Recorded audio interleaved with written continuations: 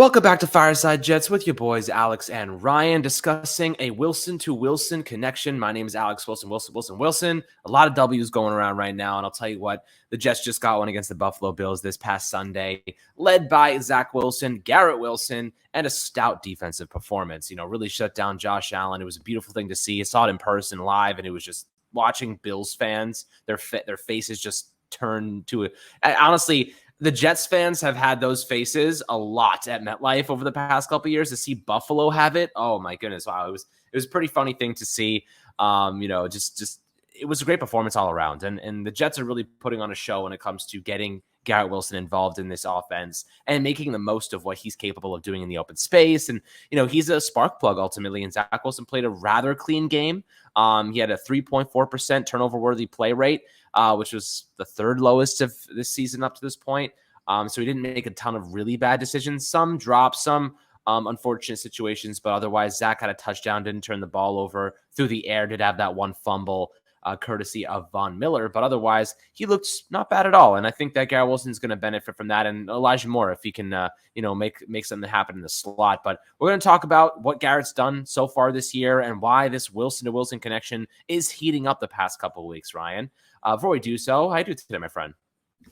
I'm doing great, Alex. I mean, ever since the Jets drafted Garrett Wilson, much has been made of this Wilson to Wilson connection that both Garrett and Zach could really form together for years to come. And I think, after what was after a slow start, the first 4 games when Zach returned, on 19 completions, they only connected 19 attempts. They only connected 10 times for 100 yards, an average of 25 a game. But these last 2 weeks, I mean, you've really seen just, Zach's comfortability, especially in this last game, really kind of pick back up where you'd like it to be. And, he's kind of relied on Garrett, I think, as well as anything. Michael LaFleur has kind of made Garrett, a focal point. And we talked about it on the episode a couple nights ago when, Zach is getting the ball out in less than 2.5 seconds. He's much more efficient.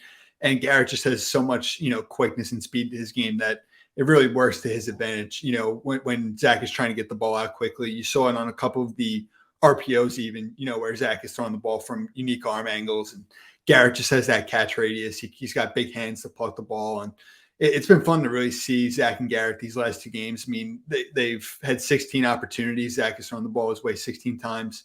They've completed 14 of those. So 88%, really impressive for 207 yards, which is 14.8 yards per catch. And then obviously they had their longest play go for a big 54-yard gain on a 3rd down in the Patriots game where Zach, moves out to his right. Michael Ford designs, one of those plays where you change the launch point, where Zach, is at times comfortable, on the move outside the pocket. And just to really see these two connect on the big plays, I mean, it puts him over, the last 2 weeks on average for 7 completions and 103 yards. I mean, I think that's the type of production people really envisioned, when the Jets drafted Garrett. He was really going to be that lead guy for Zach, the top wide receiver of the group. And it's been fun these last 2 games to really see these two, not just on the big plays, but, on 3rd downs, early downs as well, when Zach is just looking to get the ball out quickly. You've seen Garrett really make plays all over the fields. Like I said, Zach's arm angles, the arm strength, his talent's been on display, and it's going to be fun. I think these two are really just going to continue to build, week in and week out, and, continue to replicate the type of performances like they had these last 2 weeks. Yeah, I mean, look, this is a combination that could be lethal for a long, long time.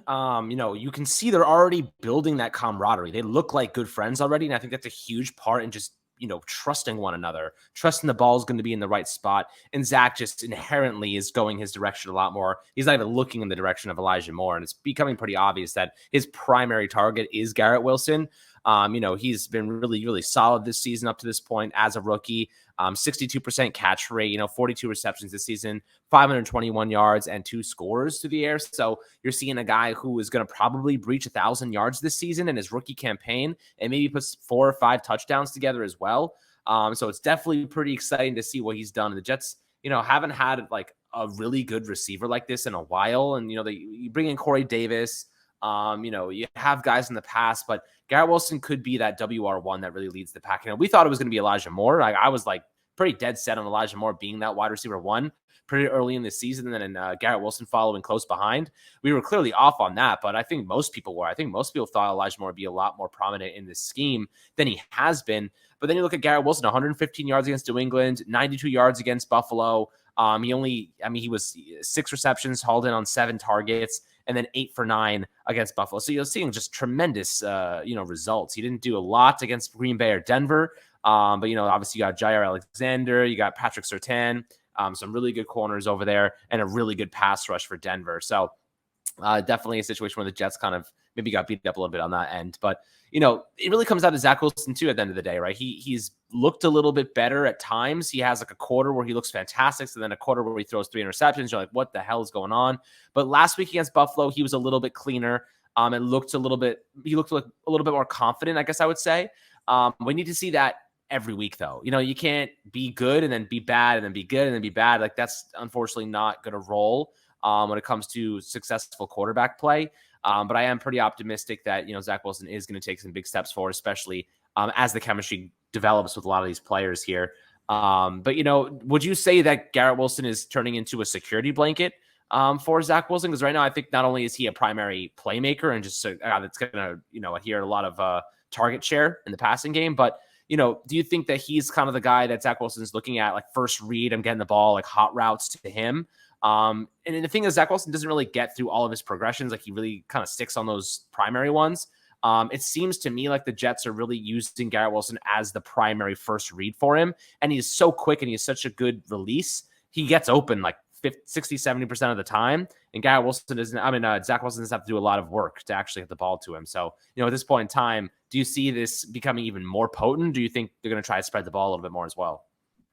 I think it's a little bit of both. Like, I think these two, as we've seen these last 2 games, have really kind of picked things up, and they're showing that Wilson to Wilson connection we all wanted to see. And that's really what the Jets drafted Garrett to do, to be a real true difference maker. Like you said, a security blanket for Zach. And I 100% think these last 2 games, Garrett has played a pivotal part, especially in the Buffalo game, of Zach really easing in, being a bit more comfortable, knowing that he's got a guy that can get open in that 2.5 second time frame where Zach is really looking to release the ball quickly. And LaFleur has designed some things to where, Zach is able to get the ball out quick and Garrett is open. I definitely think that, spreading the ball around is important to really continue to keep Garrett as efficient as we'd like him to be week in and week out. Like you said, going for 1,000 yards is definitely in play for him, especially if, they can build on the type of performances they've had the last 2 weeks. But, overall, I think with these two and, just knowing the ability that Zach has, and we've seen, in that Buffalo game, and there was a reason there was a lack of production with him and Garrett those first 4 games. I just don't think at times Zach was necessarily as comfortable as you'd like. And I think the more he just settles in, the more poised he plays, I think you're just seeing that Garrett can, be that security blanket for Zach at all times, whether it's out wide in the slot, in the RPO game, on 1st and 10, on 3rd downs, in the red zone. There's so much that Garrett offers. He's a very natural separator, great quickness, after the catch as well. I mean, he's obviously picked up some of those yards. He's great over the middle, as a bit of a possession target. So it's going to be fun to really just continue to see this Wilson to Wilson connection grow. I think it's really just getting started. These last 2 games are just a little tease. And I think that, with more and more practice time, opportunities and reps within the system, and just, Garrett being a rookie, Zach only being a 2nd-year player, still very young, that the upside and the talent is there. These guys were both drafted, 2nd and 10th overall respectively for a reason. The potential is undoubtedly there, and it's just going to be fun to really see this. Like you said, the Jets haven't had a guy like Garrett, 22-year-old rookie with that type of sky high potential as wide receiver 1 in forever. So it's really going to be fun to continue to see these two build here over time. That's 100% right, guys. And I'd love to hear your perspectives below on this awesome combination, this awesome duo of 2 young, very, very talented players that we hope can continue to blossom into even more successful players in the near future. But as always, make sure to enjoy the rest of your day. Like, subscribe as always. We'll catch you guys on the next Fireside Jets episode.